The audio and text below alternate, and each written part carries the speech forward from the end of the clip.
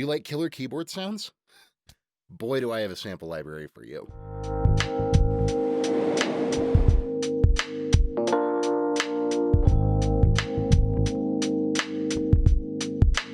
Hey guys, how's it going? Alex Scott here with Consordini.com. Thank you guys so much for checking out another one of our super cool studio gear reviews. I have a very exciting review for you guys today. This is Keyscape from Spectrasonics. Now, if you guys are familiar with Keyscape at all, it's actually a pretty well-known plugin at this point, pretty well-known sample library. It is widely regarded as kind of the de facto, state-of-the-art, absolute best sample library when it comes to kind of keyboard and piano instruments, particularly electric pianos and interesting kind of vintage pianos. And it definitely stands up to its reputation in that regard. So we're going to go through some of the basic settings and kind of how it works real quick. And then I'm going to play some of the patches for you guys so you guys can get an idea of what it sounds like. But I will start right off the top by saying this thing is absolutely amazing. I've been blown away by all the samples that I've found in here, especially like all the Rhodes stuff and the Wurlitzer stuff. You know, it really, if you do stuff with those kinds of instruments a lot, whether it's hip hop, lo-fi, down tempo, or even, you know, like rock, classic rock, really anything where you would use sounds like that, this is a fantastic library that I highly, highly recommend picking up. But this is what you're going to see when you very first open Keyscape. We basically have a preset browser over on the side here. We have categories, acoustic pianos, bell tone keyboards, clavinets, electric pianos, hybrid pianos, keybase, mini pianos, etc. And those are going to narrow down your full list of presets. Keyscape comes with kind of its main set of instruments. We have an LA Custom C7, which is a Yamaha C7 grand piano. We have a variety of preset settings for that. We have the LA Custom Rhodes, which is kind of a modified Fender Rhodes. There was a particular tech, his name escapes me, but a guy who lived in LA for many, many years and was very well known for rebuilding and modifying original Fender Rhodes pianos. And this is kind of a recreation of that style or sound of Rhodes, which is very bright, very punchy. And they managed to get their hands on one. They're very rare, very expensive. And they packaged it in here. Sounds great. Clavinet, we all know clavinets. The wing upright, which is an upright piano. A celeste, which, you know, of course, is an old sort of bell-based keyboard instrument. Classic Fender Rhodes. Wurlitzer 140B, which is an older version of the Wurlitzer electric keyboard. We also have a class of sound called Duo, and these are kind of pairs. They allow you to actually load two sample libraries at once and layer them in different ways. So we have this kind of Duo section of presets. We have a wing tack piano, which is basically a piano where they've installed tacks, kind of thumbtacks on all the felts, on all the hammers that strike the keys. Very popular for like honky-tonk sounds. It's been used on a lot of pop records. We have the Rhodes piano bass, which was one of the earliest incarnations of the Rhodes designed to play bass lines. Chimatron, clavichord pianet duo, dulciola, dulcitone, electric harpsichord, the Harmacord. Now, there's so much stuff in here, and some of these instruments are incredibly unique. And when we get into looking at the actual presets, we'll find out a little bit why. We then have Mkos 20 and JD 800. These get into more digital sounds, you know, from some classic digital synthesizers, particularly like from the 1980s that have some of those classic EP sounds. A lot of samples of those in there. Mini Student Butterfly, MK80, which is going to be another synthesized piano, Wurlitzer 200A, a Vintage Vibe EP, Vintage Vibe being a company that's actually building modern incarnations of Fender Rhodes keyboards. Pianet M, Pianet N, Pianet T, Rhodes 1946 pre-piano, which was like an original sort of prototype design for an electronic piano. Of course, toy piano, Vibenet, Vintage Vibe Tyne bass, a Weltmeister bassette, a Weltmeister clavicet, Electric Grand CP70, which is Yamaha CP70, and then some more Duo presets. So, you know, again, we've got some stuff in there that I'm sure you guys are going to recognize, stuff like the Wurlitzer 200, obviously the Fender Rhodes, but then we have some of this really, really unique stuff. So like taking a look, for instance, at the Harmacord. This is a very, very unique instrument that I believe is sort of wind and reed based and almost ends up sounding like sort of a harmonica or like a chord organ kind of a sound. And what's really, really cool is for every instrument that you pull up, we have this info tab. And this actually pulls up a little sort of historical description of this particular instrument.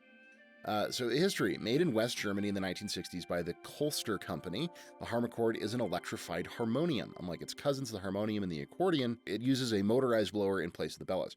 And this is true for pretty much every sound. You know, if we pull up the Dulciola here, that thing looks weird. Tell me more about it. Dulciolas were made from 1903 to 1907. It has this very, very cool feature where not only can you, of course, affect the tone and timbre and play the instrument, and it's all sampled in insane detail, we can actually learn a lot from Keyscape about what some of these more unique instruments are. So it's something I definitely appreciate, and that I think is a very, very cool feature that they totally didn't have to include, but they did, because there is, some of this stuff is a little bit more unique. Certainly a Dulciola I'd never heard of until I picked up Keyscape. A dulcet tone, same thing. Predecessor to the celeste. Okay, very interesting. Invented in Scotland in 1860. How cool. So that kind of brings me to my next point about what makes this library incredibly unique, which is that they took all of these keyboard instruments, and some of them, you would totally expect, like a Yamaha C7 Grand, one of the most famous grand pianos ever made. Of course you'd sample that, Fender Rhodes. Some things that you really expect, but then there's so much stuff in here, toy pianos and these old, very unique vintage instruments that you might not have ever heard of.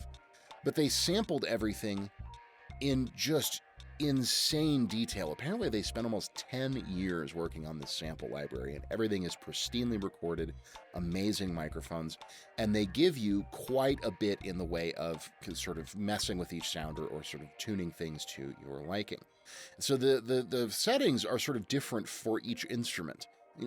I'm not sure if there's a way to necessarily configure them for each instrument. I think there's kind of a preset number of things that you can do that depends on the instrument or set of samples that you're working with. But what you do get is quite a lot. So like, for example, just pulling up this LA Custom C7 Grand, we have sort of a reverb with a variety of different things that we can do with it. The amount of reverb, the decay time on the reverb, how much shimmer there is, which is really, really nice. A little bit of EQing. We also have performance features, and this is true for pretty much every single sample and every single instrument in here. And this really determines what it's pulling from the sample library. So like, for example, with this Yamaha C7 Grand, they didn't just sample individual notes. They sampled pedal noise. They sampled damper noise. They have all of this very interesting stuff where they're really trying to make it sound as realistic as they possibly can, and you can control all of that here. We have, again, with this particular Grand, we have some basic EQ, like kind of a low-high EQ, compression, we have tape saturation if we so desire. Then we can go in here to tweak, and this is where you can kind of alter how the piano might sort of feel to actually play. So we have the sustain realism, which is going to affect the resonances as you hold the sustain pedal. Pedal effects, which again, pedal noise, damper noise, all this kind of stuff. Stereo imaging, you can set it to mono if you so desire. And then we have natural, gentle, or tight attack for the feel, release transitions. Again, this is all stuff that's just going to alter the kind of acoustic characteristic of the piano and really tune it to what you're looking for. If you want kind of a punchier piano sound or a more, mellow piano sound, you can do all that in here. And then finally, we do have some basic, settings in terms of velocity curves. And if you want to change the scale, you can go in and do that, sort of change the base of the tuning. And that's just for the Grand. So then say if we go down here to maybe our LA Custom Rhodes, you can see these things are going to change a little bit. So now we have other things, that are similar in terms of what we saw on the piano, where we have some performance stuff that's going to affect what of the pedal sounds and stuff like that come in here. But we also have like mechanical sounds with the Rhodes, because you have some more stuff going on inside of it that can be emulated. We have a tremolo on here.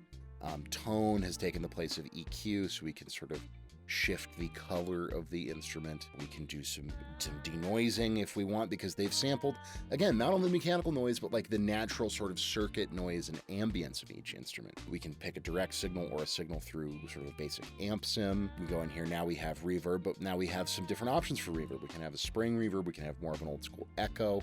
We have some modulation effects, phasers, choruses, which are very, very popular for use with the Rhodes. And again, the same velocity settings.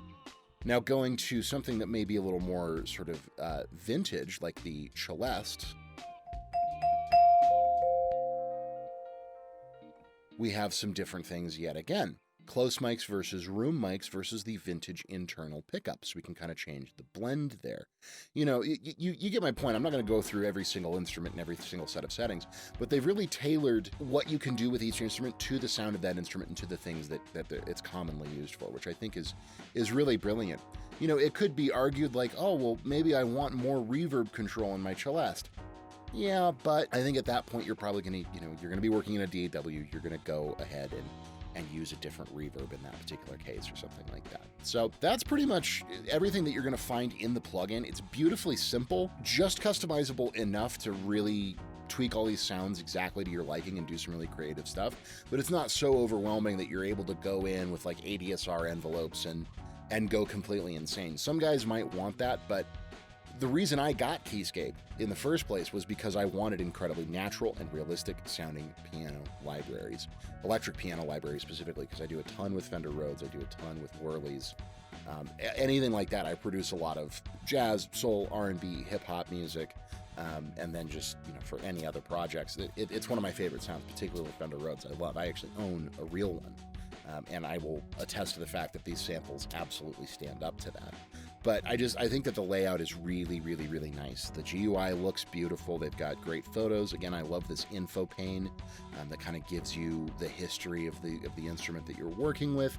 I think they've included just enough stuff to customize each sound, but not so much that you get overwhelmed. It's all very, very smartly laid out. So what I'll go ahead and do now is we're going to jump over to a second camera that I have set up with my Complete Control MIDI controller, and I'm just going to run through some of my favorite presets that I've found so far, and we can kind of hear a lot of what Keyscape can do. So we'll jump over there and check it out. Okay, guys, so we are here at the keyboard. And we're going to start with just the basic grand piano sound, which again is modeled after a Yamaha C7.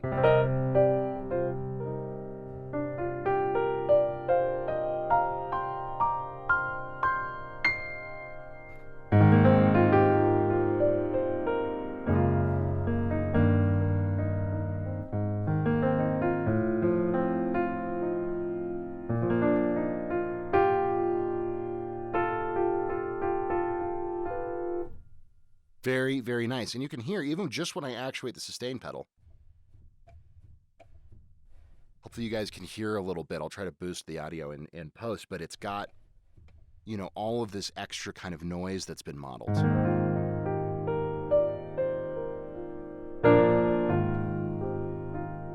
That's really nice and adds an amazing sense of realism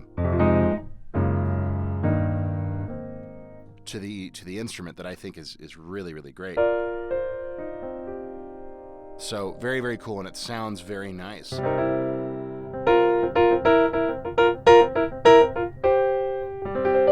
Very sensitive, very dynamic.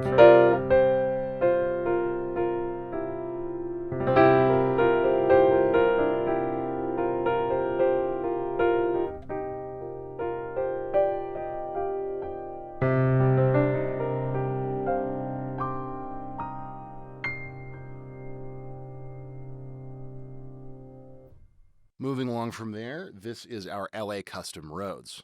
A little bit of side-to-side sort of tremolo vibrato. So here we've got some really nice attack on this Rhodes.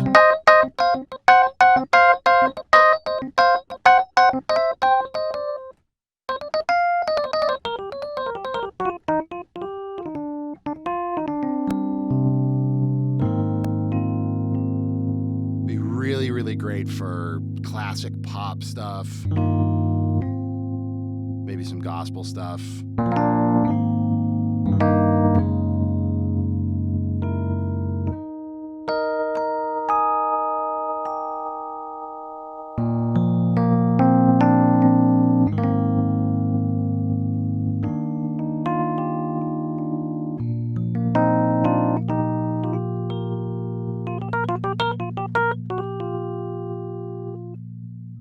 Very nice. Moving on from here, this is the Clavinet C, and this is a preset called Retro Amp. I'm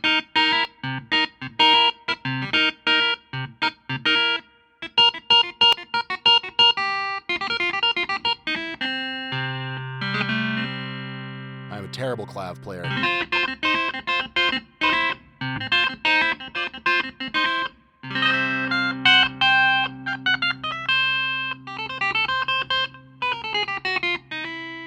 Sounds super authentic, though.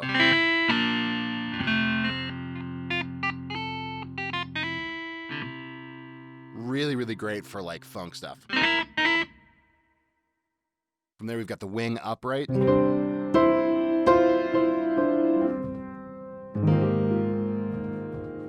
you can hear, again, as I actuate the sustain pedal, you know, you've got all those samples in there.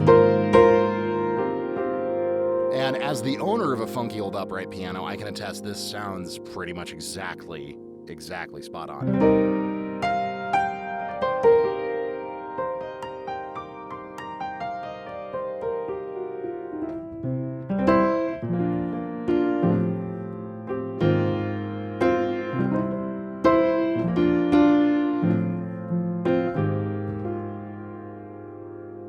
Very nice, very characterful. Almost, you can hear, you know, some of the strings are slightly out of tune, which I think is a great touch.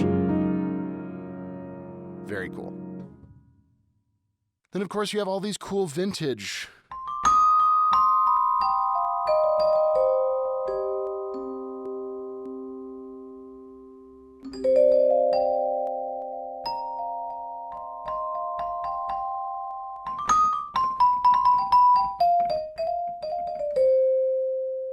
You know, a Celeste, which is this very, you know, we've all heard this sound before. Here's the classic Rhodes. Much mellower than that LA Custom.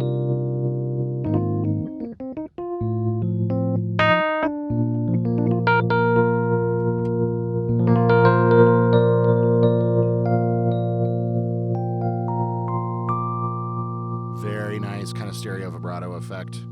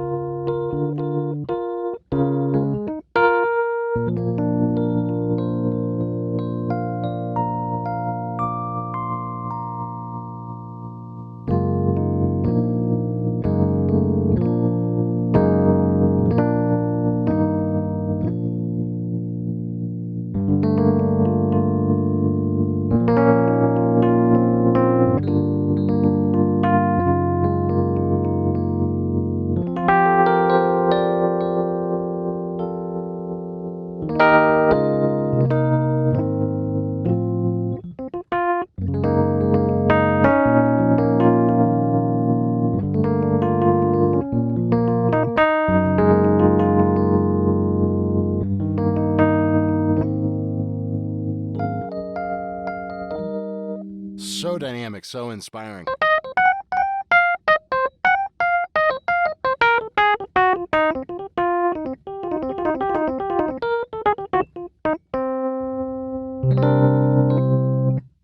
So nice. Wurlitzer 140B.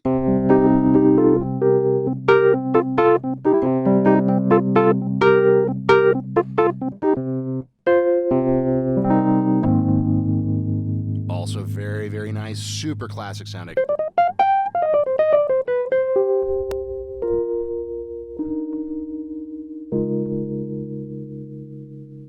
I love it.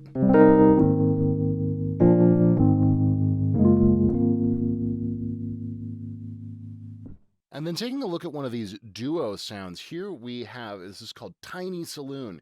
And this is, I think, some sort of like toy piano, and then our tack upright. I'm going to pretend to play honky tonk.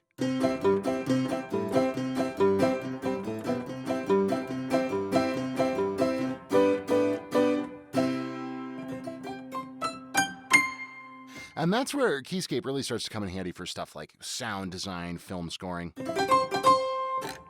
know, you could do some really fun kind of cartoon music stuff with this for sure.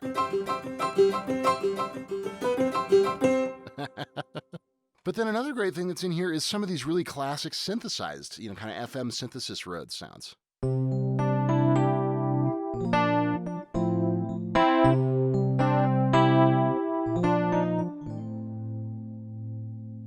That, you know, I'd have to look up what exact synthesizers are coming from, but you know, there's a ton of stuff like the DX7, you know, that have these classic EP, like Crystal Rhodes kind of sounds that we all know and love.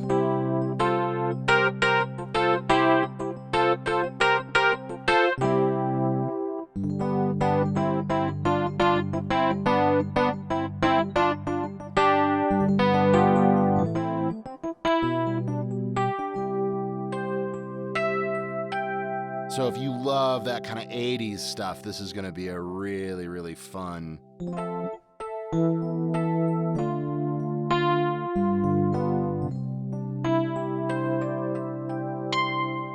know, some of that classic 80s ballad material. It's going to be a lot of fun for you. And then again, even some more obscure stuff like the Pianet T, which is another sort of Rhodes-ish instrument, but with a really unique and cool vibe to it.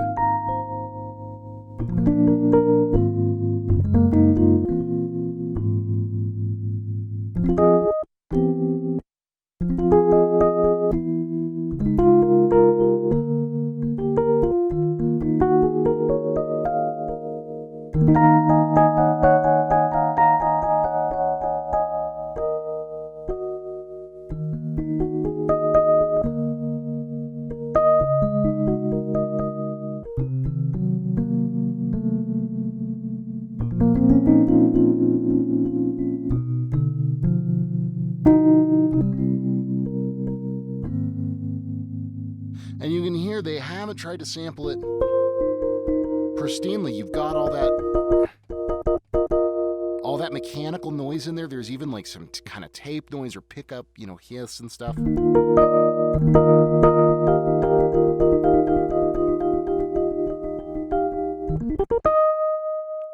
Release noises, just all this mechanical, funky stuff that really makes it feel like a real instrument.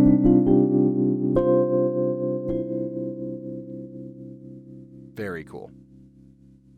Okay, guys, so there you go. There is kind of a good, quick overview of just a couple of the sounds and kind of basic instruments that we have here in Keyscape. Such an amazing plugin, such amazing libraries. They sound just really, really authentic, which is like my number one thing that I absolutely love about this library is it sounds so friggin' good. I mean, there's some things in there that I know some guys are not gonna like. Like, for example, one thing I noticed on this C7 Grand, it does get a bit noisy. Like if you start doing big kind of glissando-y stuff with the sustain pedal held, where it's triggering a lot of notes all at once, a noise floor does start to build up. As you heard in some of those samples, there is sort of a noise floor to them. But the thing about that is that, you know, if you were recording, say, a real Hohner Pianet, you would have noise floor, quite a bit of it. It's a 40, 50-year-old instrument with electronics that have deteriorated, and, you know, even just the technology back then, the circuit design was not good enough to get stuff perfectly, incredibly clean like you would find with modern, you know, virtual instruments or whatever. And even, you know, a company like Vintage Vibe, which we have a few of their instruments, and this is a company that is building new Fender Rhodes pianos essentially and restoring old ones up to being as good as they possibly can. Even those still are a little bit noisy simply because of the mechanical, physical nature of how they make sound. And that to me is absolutely part of the charm of stuff like this. You know, if I'm going for a celeste, for example, you know, this very old kind of 1800s bell-like sound, it's like, I don't want it to sound like a synthesizer. I don't want it to be perfect.